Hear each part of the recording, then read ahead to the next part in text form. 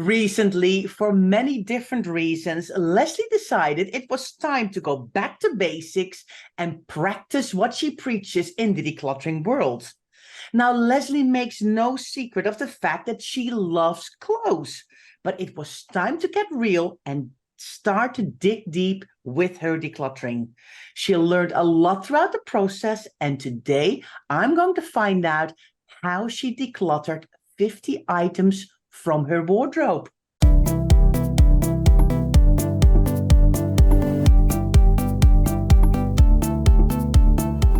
You're listening to the Declutter Hub podcast, bringing you tried and tested, no-nonsense tips and advice from the leading experts in decluttering and organising your home. Now here are your hosts, Ingrid Jansen and Lesley Spellman.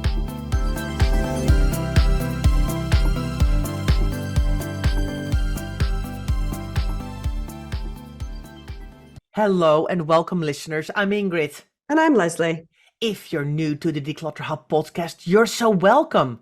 What you'll find is that we try and find a fun factor in the serious business of decluttering. And if you've been here for a while, you know exactly what we mean. So thank you so much for listening. If you'd like to get involved in conversations relating to this podcast, it all takes place in our Facebook group. So come and join our lovely, warm, supportive community. To find the Facebook group, go to declutterhub.com/group to find out more.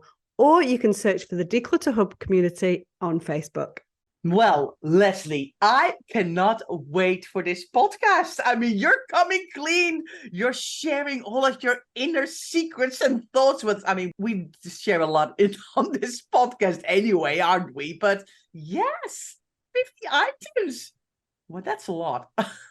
I know, but before we get started on our 50 items, I'm a little bit nervous, I'm not going to lie, I feel like I'm going to really share a lot today and people are going to go, oh, wow. And I don't know whether people are going to judge because maybe they would think that I would already do that as a professional organizer, or not judge or I like that she shared that. But anyway, before we talk about me, which you know that I love, let's talk about you, Ingrid, because how ironic that it's 50 items, because today you've got your own little version of 50, which is your 50th birthday. Happy birthday, Ingrid. I know. I can't believe it that actually this 50th birthday had to be a Friday.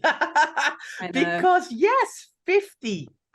I'm feeling good about it, to be honest with you.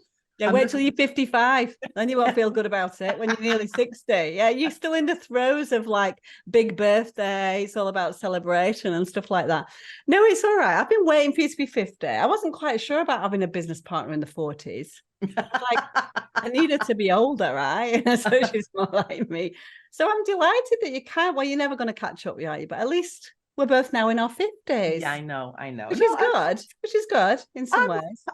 I'm feeling all right about it. I've got a lovely weekend planned. I've got lots of friends and family coming from the Netherlands, and I've got a party here in where I live with my friends here. So yeah, I'm really, really excited. I don't know how I feel about it on Monday when it's kind of, it's all over now. Wow, now I'm really 50. But yeah, 50 years old.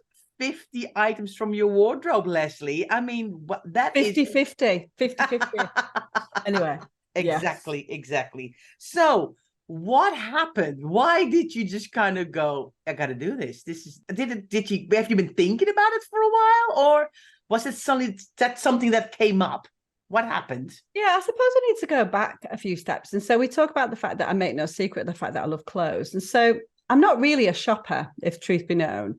But what I do is I do like clothes. And so I'm not crazy about them. And I probably, I'm like back in the day, I would go out shopping with regularity when I had a little bit more time. But now what I typically do is go out on a bit of a splurge. So I'll go out, I buy everything from Marks and Spencer's because my husband works there and we get 20% off. So basically I very rarely veer anywhere else. But Marks and Spencer's, just in case, I think most people around the world will know that brand anyway, but they kind of have a bit of everything, right? Yeah. And so you can get most things there. And so I utilize the discount. And so I will go. And of course, first things first, there is that sense of, it's 20% off. So I'm already into a lot of the things that I kind of, say that we shouldn't succumb to. the actual acquisition stage of things, I don't buy things because they're 20% off, but it is an extra incentive. It definitely is an extra incentive. It's an extra incentive perhaps to buy a little bit more than I would ordinarily, because it's nice to see that amount, and I will spend like a couple of £100, maybe £300. So to see that then come down to, what would that be, £240, it's quite an incentive, right? Yeah, so it's like when you get like a coupon or a voucher for a shop that you like, and not that I would really know this because that doesn't happen to me very often, but sometimes you do get when you're looking online, it's like, oh, when you order before tomorrow, you get 10 or 20%. It's like, it adds up, on £12, you don't really see it. But when you're doing like a big shop, it does really add up. So I understand that. Yeah, definitely. So basically, I will go every, I don't know, couple of months, 3 months, and buy quite a lot in one go. But then I won't do anything in the meantime. But I am very conscious. I'm always decluttering my wardrobe. I see things and I go, I don't want that anymore. So I feel as if I have things generally under control. I have quite a nice space. So I have like a walk-in wardrobe. So I do have space. It moves around, stuff like that. I have everything on black velvet hangers. But what I saw over the past couple of weeks was that I was running out of hangers. So I didn't have any more hangers. Perhaps the stuff on my rails wasn't moving quite as freely as I would like it. Things were coming in. So I think what I worked out was that perhaps more things had come in than gone out. And so I'm normally quite on top of that. I typically don't do big declutters of my clothes because I do them when I go on holiday, when I see things, when things come out of the washing. So I'm more of a do it as you go. And obviously I'm quite proficient at decluttering. So I do that. But what I realized was perhaps things were getting a little bit more full and maybe I needed to go back to basics. So I did. I went back to basics, armed with a kind of new, fresh sense of, right, okay, I think I've been a bit static and a bit kind of stuck in a bit of a rut, and things that I thought were going to happen haven't happened, and we'll come back to that in a minute. And so I think I've clung on to a few more things than perhaps I should have done. So I set myself a new goal, which was, right, Lesley, everything that you teach in the Declutter Hub to people, every bit of advice that you give in a Q&A, when people are struggling with clothes, you need to do what you would intend them to think about and do. Scary, right? Very, very scary, because of course, I think it's very easy for people to think, well, they're professional organizers, so their house must be absolutely spotless. There's nothing in it. They must be minimalist. They never fall off the wagon. We kind of get sometimes put a bit on a pedestal, I think, right? You're a professional organizer. That's just you, Ingrid. You think everyone puts you on a pedestal, and they really don't. That's just you in the little Ingrid world. I'm not expecting anyone to put me on any kind of pedestal, honestly. What's wrong with you? No, but I mean, you know what I mean? Because that's a lot of times, I think, when people say, oh, I'm a professional organizer, like, oh, you must have nothing in your house. It must be absolutely spotless at all times. And I'm like, okay, no, you should have seen me recently when I had lots of laundry. My ironing pile was like hours and hours. And I'm like, okay, maybe I should have done this a little bit more frequently, right? So we as well, we have to fit our decluttering and organizing in around our lives and our family and our home and our activities and our work, just like everybody else. But of course, because we can do exactly what you said, a little bit here, a little bit there, we kind of can stay on top of it most of the time. But that doesn't mean we have no stuff, right? I always say, I've got stuff too, but I can find everything. I know where everything is. It's very, very rare that I'm going, I've got no idea where that is. I kind of always have a feeling that I know where everything is. So yeah, it's interesting. And I also wanted to come back a little bit to what you said about my stuff couldn't move freely enough on my hangers. It was just getting too full. So what maybe some of the listeners don't know, because if you may be listening to this podcast only recently, is that we always love not having every inch of your hanger or your drawer full to the brim. We like having an 85% full. So if you do then buy something, you can actually hang it up or put it somewhere. So don't have to force anything into drawers and hangers. But I'm sure we're going to come back to that a little bit more, but I kind of wanted to explain that a little bit to the listeners. I think, it's interesting what you talk about the perception of us then as professional organisers. I think, what this has given me an opportunity to do, and now talk about it today on the podcast, is to really evaluate what has happened that's a little bit different. Because if I go back, I don't know, 5, 6, 7 years ago, when I was, out with clients most days, I used to, and I don't know about you, Ingrid, but I used to, if I went and did like a wardrobe declutter, a kitchen declutter, a kind of jewelry declutter, I would feel this kind of energy to come back and do more of my own. Yeah.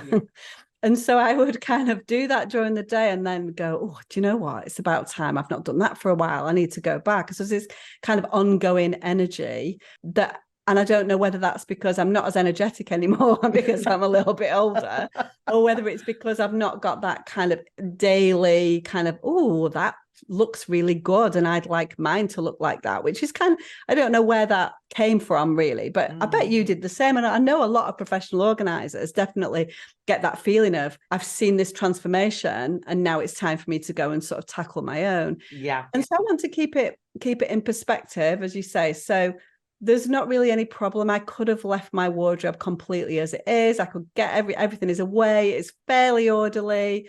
It's not problematic. I've not got a flawed robe. I'm not overwhelmed. But I just looked and thought, I know there are things in there that fall into the categories of things that we would teach people to look at and evaluate that perhaps I've not done myself.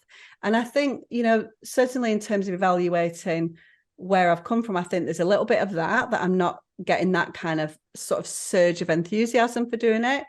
I think that, you and I are busier now more than ever in terms of trying to manage 2 businesses.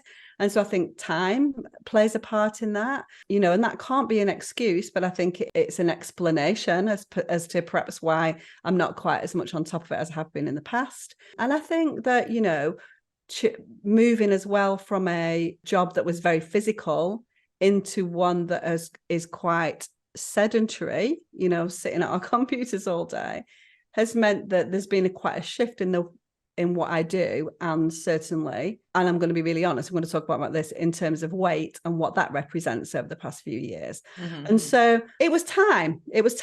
I think that as well as that, I think I was like, right, okay, I'm going to do this. I'm going to do a wardrobe declutter and I'm going to document it. So anybody, the eagle-eyed among you will see that Ingrid and I have started to do a lot more on Instagram, which is much more visual.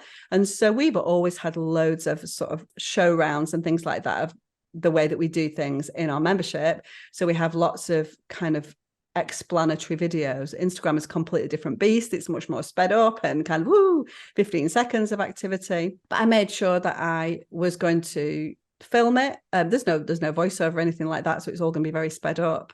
But then I had to do it exactly in the right order. And I think as organisers, we don't necessarily need to do that because we know the process and we can flit around a little bit more. But I didn't, so I went back to basics with it, which I enjoyed, to really think through what's my goal, how am I going to plan, how am I going to prepare, where's it going to be, get your flat steps. So I didn't kind of make it up as I went along. I absolutely kind of followed the Declutter Hub cycle of success to the letter. Yeah.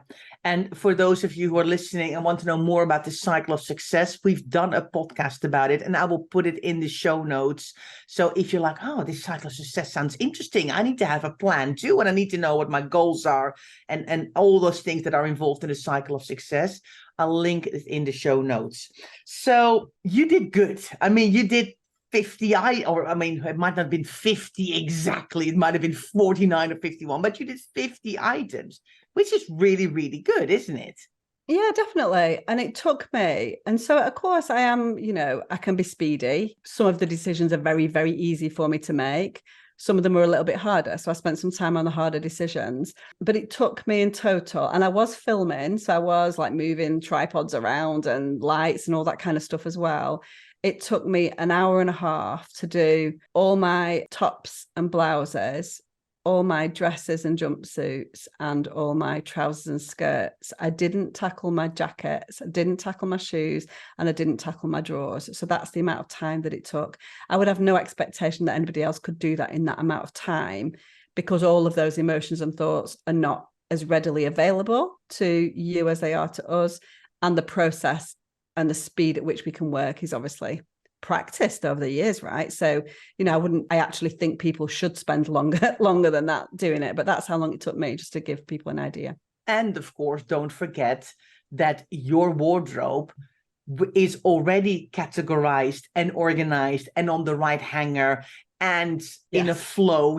It's not a wardrobe that's absolutely stuffed to the brim with everything everywhere that first needs to be sorted out and gone through, and all the old hangers need to be, all of that. You already had a good flowing system. So I think that helps as well with the time, I think, it takes to do something like this. But we talk a lot, don't we? Sorry, Ingrid. We talk a lot about the doing things in phases. So this is definitely a phase. I think it was the goal that was different. I think it was like, my goal this time is not just to kind of clear off the surface a little bit and get rid of a few bits and pieces that I don't want anymore. I think it was like, right, okay, go really down and go evaluate every single one of these emotions and what are you falling foul of. So I think it's my goal that was different this time. Yeah. So let's take a break, and then after the break we'll come back and we'll talk more about the goal and about the different things you found out when you were decluttering. Hi everyone, welcome back. I'm talking to Lesley about how she decluttered 50 things from her wardrobe in a record speed of only an hour and a half. Now, let's not get hung up about the time thing, because that's not the most important thing. It's the fact that, of course, we as professional organizers are already structured with our clothes. We've got everything kind of in order, so we can make a lot more speed. But so the time is not important, but what is important is all the emotions you went through, Lesley, when you were doing this. Yeah, definitely. And there was kind of like 3 or 4 that I think had been holding me back from making the right decision. And I think it's very much as well about when the time is right. And so I think that perhaps I hadn't been ready to make these decisions until this time. And so that is something that we teach. If it feels like I'm not ready to make that decision, to let it go, then you should keep hold of it until you are. And so now I feel that I've made the right decision. And the biggest one, if I'm being honest, is weight. And so I have, since I started this, the job was less physical and we have been more sedentary, I've put weight on, right? So I've put weight on. I have tried, I've done Slimming World, I've done things, I've done Joe Wicks, I've tried to exercise, I've tried to walk, it's still a work in progress. But the reality of the matter is that in the 5 years since we started this business, Ingrid, my weight has not gone down. It's consistently gone up, and it's plateauing. Now, there's loads of different reasons for that. There's the menopause, all those kind of things that may or may not play a part in that. Mm-hmm. And so it's not about what am I going to do about the weight loss? It's like, but I've been clinging on to things for this long. And when do I get real enough to go, okay, give that idea up and be comfortable with the decision that if you do lose the weight, which I still cling on to and hope very much, that I can go out and do another shop at Marks and Spencer's and buy something that's a smaller size. And I think that was where my head was at. Because I think, it is something that bothers me. It is something whenever I look in my wardrobe every day and go, well, I can't wear that and I can't wear that. And I try that on and then it makes me feel bad because it looks rubbish on me. And so it was like, it's time to do what you encourage other people to do, and only have things in your wardrobe that are going to make you feel good, and only have things in your wardrobe that you're going to be able to wear.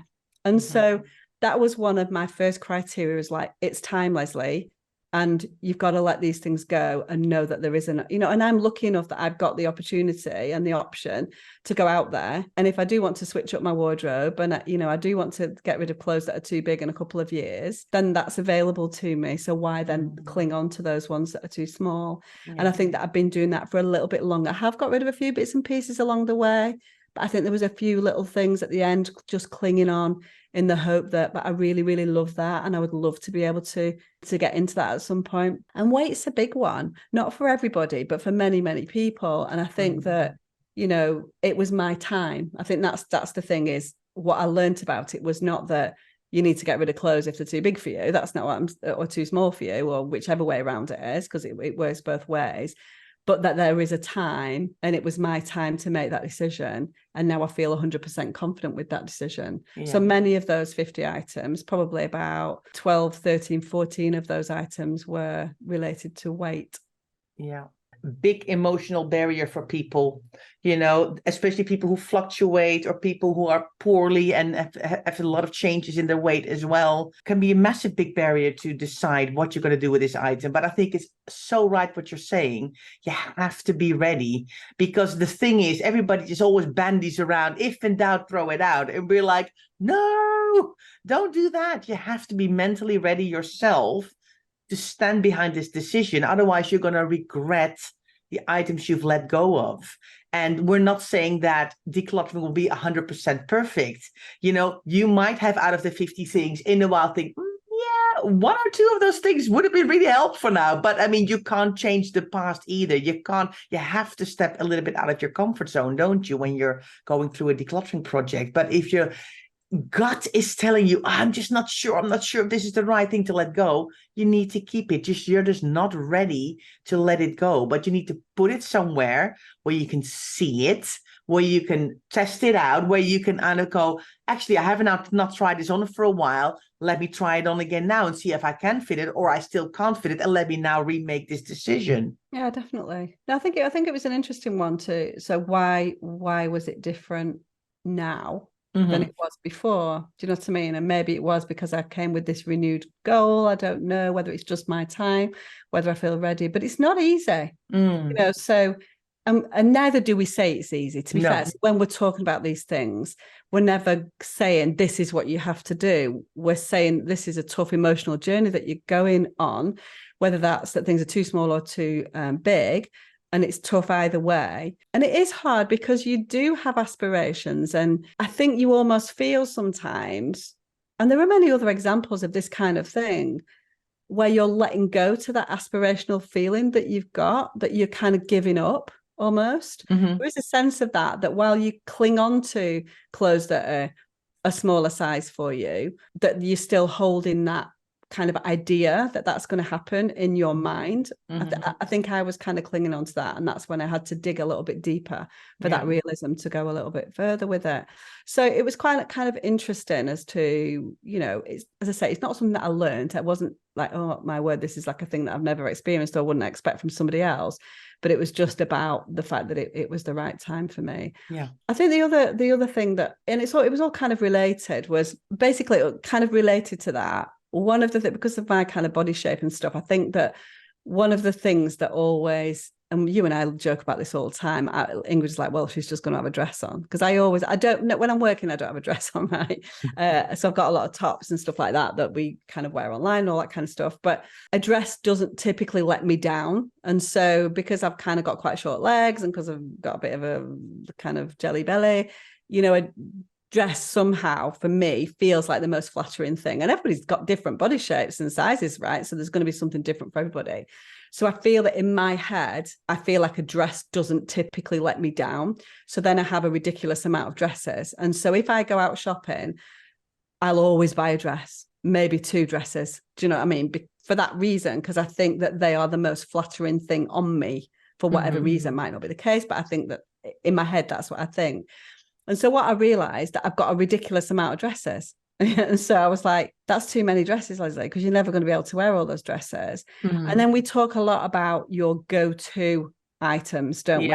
Yeah. So, when we're doing our wardrobe challenges, when we're, in our membership courses about hanging clothes and things like that, we talk a lot about a go-to item, which is that you've got your thing that doesn't let you down. Now, that might be a pair of black trousers, a pair of jeans, it might be a little top, it might be a camisole for some people, it could be a little black dress, it could be anything, right? That's the thing that you think, I like that. It might be a cardigan, it might be a jumper, whatever. So everyone's got their own version of that. And then you buy more of those because you think it's not going to let you down. So you think it's sort of fail safe almost, right? Yeah. And so I think that I have succumbed to that with dresses. But I think the thing is with dresses is that You've got dresses that you can wear every day.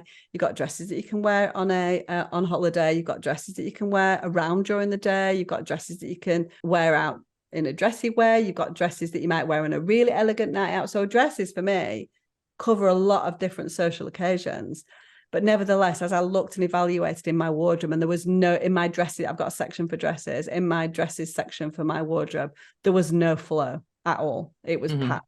Right. And I was like, I want to be able to see the dresses. And so I need to dig deep on those. And I think one of the problems is I remember looking good in that dress. Do you know what I mean? And I think what I was doing was keeping things when they're actually, I've got nicer ones that I've bought since. And I was going for the newer ones and never getting to the older ones. But I had these memories of how I felt I looked in the older ones. Does that make sense? Yeah. 2 or 3 dresses. I don't have many at all, unlike you, but 2 or 3 come to mind, and I'm like, maybe I need to listen to what Leslie's saying here.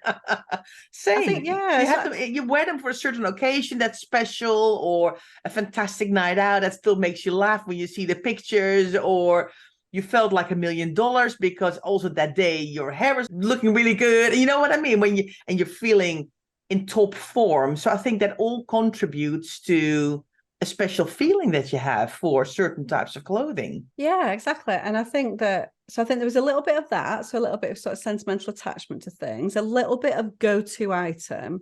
And then I think that I've looked at this dress, I thought, well, that's a really lovely dress. Why would I get rid of it? But I know that I'm always choosing the more recent dresses that I bought. Yeah. And so in terms of where that would sit on my choices, I'd never get to it because I'm not wearing the dresses that often. You know, I might wear a dress once, maybe twice a week if I'm lucky. So when am I ever going to get to dress 27? Do you know what I mean? I'm not going to get there because I'm going to choose the one that I bought recently that fits me really well now because I bought it at the right time. I'm not going to go back to a dress that I wore 10 years ago unless it's a very special dress. I'm not saying that anybody should get rid of some dress because there are some dresses that are timeless, but there are many, many dresses that are not timeless. I think. So that was one of my learnings yesterday, that I'm a little bit obsessed by a dress, that they definitely are my go-to item. And actually, there's a whole load that I'm never, ever going to get to because I'm going to choose my favorites or the newer ones or the ones that fit better first. So I got rid of a lot of dresses. I got rid of a lot of jumpsuits. I love a jumpsuit as well for the same reason. And so they were really on my hit list. And so there were some things that have been hanging around in my wardrobe for many, many years. Some of those things maybe 10, 12, 13 years old that I got rid of yesterday. And it was hard to do that. It was really hard because I love these things. You know, I'm like, I love that dress and it's going into a bag. But it felt like the right thing to do. Yeah. Were you emotional when you were decluttering yourself, or could you stay quite calm? No, I was calm. It's part of the job, isn't it? It's more of an inner dialogue, right? Of like, come on, Lesley, come on, you're saying these things and you know what the right decision is here, but you've just got to push yourself out of my comfort zone. So it's that. So I didn't learn anything in terms of new things, new concepts or anything like that, or it wasn't some sudden light bulb moment, but there was a kind of a renewed desire to push myself slightly out of my comfort zone. And I feel good retrospectively that I did that. Yeah. So no regrets so far then about anything you put in your bags to donate? No, all gone. And I didn't, you know, and the other thing was there are things in the past before my Marks and Spencer's things. There are some things in there that are probably a little bit more expensive. Okay. So there are things in there that would be like Karen Millen, which might cost, I don't know if you bought them now, maybe, I don't know, £150, you know, a little bit more expensive. And I did look at some of those things that were a little bit more timeless and think, should I be going on to Vinted and selling these things? So there was so that was another thing that I was like, no, you know, the primary motive today is to declutter these items, and I would rather let them go to somebody who can really enjoy and use them rather than kind of hold myself back by putting them on Vinted and getting £2.50 for them or whatever that might be. At the end of the day, a lot of these things were old, you know, they're old, you know. So that was another thing that did cross my mind, albeit very briefly, because, you know, we're big advocates of putting the decluttering first and the sort of selling of items as a secondary goal. That doesn't mean to say that nobody else can you shouldn't make money out of it. But I kind of resisted the urge and thought that I wanted to be happy with the decluttering, because I feel really good that I got rid of 50 items, because it's been a long time since I've done a big cull like that on my wardrobe and got rid of a lot of things. And boy, does it feel good now that I've got the flow back in my wardrobe. I've recategorized everything. I've put everything back. I've made sure that all the hangers are in place. You know, my dresses section is no longer chocker because I got rid of so much stuff out of there. And it feels good. I know. I think that's the thing that we know above everything else, is how good the decluttering feels, right? How good it feels to have everything, again, a place for everything in its place, and how you can find everything and see everything and easily go through your items, and just everything in there you love, it fits you, you're happy with it, you can wear it. It's an amazing feeling. And I think people know that decluttering can be so good for your soul, so to say. But I think we, as professionals, we still get that buzz from having a lovely decluttered space and how beneficial it is for your whole well-being. Yeah, it just feels like, and I've still got more to do, right? So I've done 3 sections and I've got another, well, I wouldn't say it's half. I've probably done 3/4 of it now. There's little bits and pieces left over, but it does inspire me. Yeah. When I've got some, I mean, we were going out yesterday afternoon, so I couldn't do more. Otherwise I would have carried on, but it will inspire me to do more. So I will go. To be fair, I do keep quite well on top of my shoes a lot, because they're very visible and out, and I make sure that I don't, because I've got like rails that pull out, and so I make sure that I've not got more shoes than I've got rails, and so I do keep those quite under control. But I've still got to do my jackets, and I know there are things in my jackets where I've kept those for years and years and not worn them, so that's kind of a new criteria, you know, there. So and I need to do my drawers again and things like that. So I will relook at it, because it feels nice, you know, to go back and sort of to do. And I feel like I don't think I've neglected it, but I think out of all the things that I need to do, I think that's been lower on my list. I think I've spent a little bit of time looking at my kitchen. I've done my bathroom more recently, but I've not done my clothes to that level for quite a while. Yeah. Well, I mean, we're always plodding away, aren't we? Also because, like you said, we're filming as well for Instagram, for our membership. We do a lot of filming inside our homes as well. We do our challenges within the membership where we film and we declutter. But I think to really focus on one area makes such a big difference. Well, thank you for sharing, Lesley. I really thank you for your honest comments and your honest opinions. And I hope, of course, that everybody who is listening to this is thinking, wow, even professional organizers find it hard as well sometimes to declutter items, and it's not all just plain sailing. So is there anything else you'd like to share, or do you think I've got everything I wanted to say off my chest? Do you know what, Ingrid? One of the biggest things that I did yesterday that perhaps I've not done too much in the past is trying on. So I felt that it was important to kind of confront myself a little bit with the reality of that. And so so I really, anything that was in doubt in terms of size, whereas before I would have gone, probably okay, or might be okay if I lose a couple of pounds, you know, that kind of thing. I was like, if I don't know whether that fits, i.e. if it's not been on my body for a long time, I'm going to put it to one side and I'm going to just try everything on in front of the mirror. And that's what I did.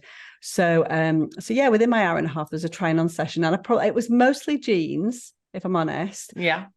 So it was because a lot of the things, to be fair, jeans are going to be the thing. Dresses probably do kind of fit, even if you're oversized, and tops kind of do fit, but jeans and trousers are the things that are probably the least forgiving, right? Yeah. And so it was jeans mostly that I tried on, and I would say over 3/4 of them went. So if I thought they needed to be tried on, once I tried them on, I was like, no, that's not happening. So they went. So trying on was a big thing. And so when should you try on? You know, when we're working with clients, sometimes we'll do trying on while we're working. If the client feels comfortable to sort of strip off in front of us and try on, then often they will when they're working with us. But I would probably recommend not to just to take like a kind of maybe try on pile, put it to one side, carry on working through your normal stuff, then do your try on, and then put the stuff back at the end. So don't get too way. What do you think, Ingrid? Do you think you should get waylaid along the way in the middle? It depends on whether you're going to lack focus. I think sometimes if you start to try on, it takes you away from that decision-making process. Even I did it separately. I'm quite focused, right? Because I know what the process is, but I think that my suggestion would be keep all the things, if in doubt at all, put it in the try on pile. Yeah. So that you know for definite where you sit. That doesn't mean to say you have to get rid of it, but it means that you know everything that you know about the item in terms of what the fit is like on you. Yeah. Because most of the time you do know the stuff that you fit.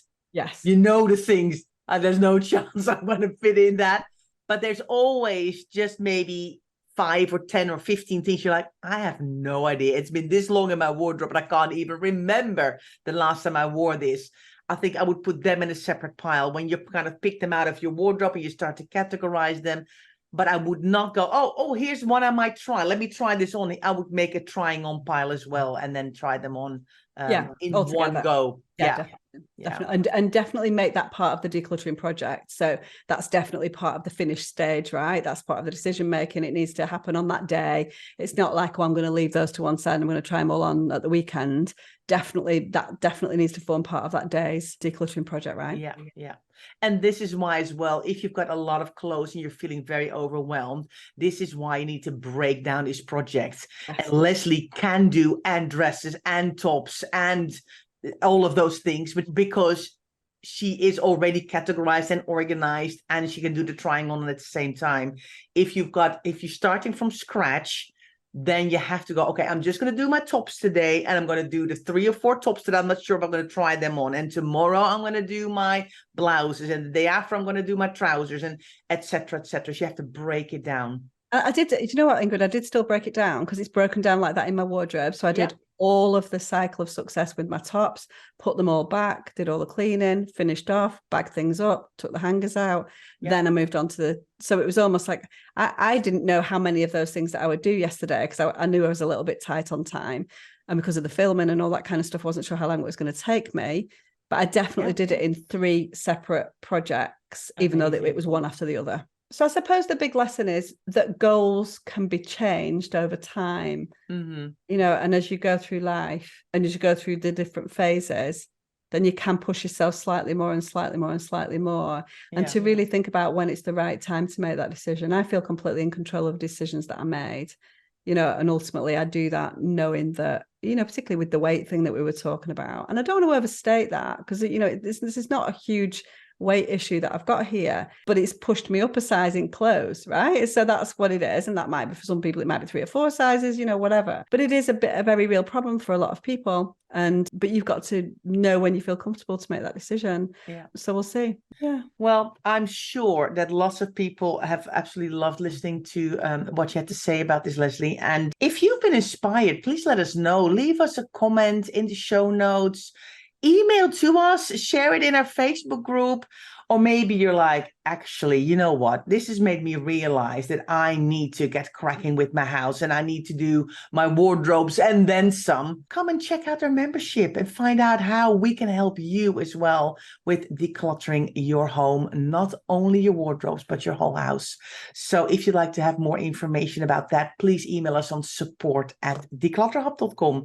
So thank you so much for listening, and we'll be back next week. Thanks so much for listening to the Declutter Hub podcast. Don't forget to subscribe to us in your podcast player so you don't miss an episode, and we'll see you next week.